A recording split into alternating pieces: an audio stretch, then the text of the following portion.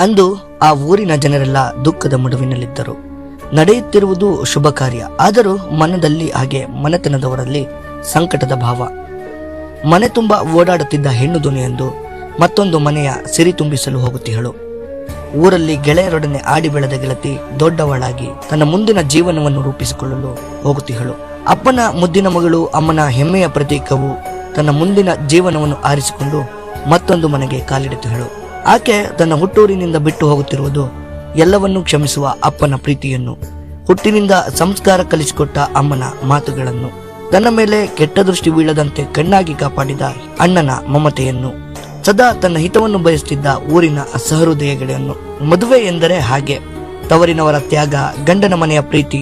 ತನ್ನ ಜೀವನದ ಇಲ್ಲಿಯವರೆಗಿನ ಘಟ್ಟವನ್ನು ತವರು ಮನೆಯಲ್ಲಿ ಕಳೆದ ಹೆಣ್ಣು ಮಗಳು ಮುಂದಿನ ಇಡೀ ಜೀವನವನ್ನು ಮತ್ತೊಬ್ಬರ ಮನೆಯಲ್ಲಿ ಕಳೆಯಬೇಕೆಂದು ಯೋಚಿಸುವುದು ಸುಲಭದ ವಿಚಾರವಲ್ಲ. ಆಕೆ ಎಲ್ಲವನ್ನು ಬಿಟ್ಟು ಮತ್ತೊಂದು ಮನೆಯವರ ಜೊತೆ ಹೊಂದಿಕೊಳ್ಳಬೇಕೆನ್ನುವುದು ತಮಾಷೆಯ ಸಂಗತಿಯಲ್ಲ. ನಾಳೆಯಿಂದ ಗಂಡನೇ ಸರ್ವಸ್ವ ಎಂದು ಬದುಕುವುದು ಪ್ರಕೃತಿಯ ನಿಯಮವಾಗಿದೆ.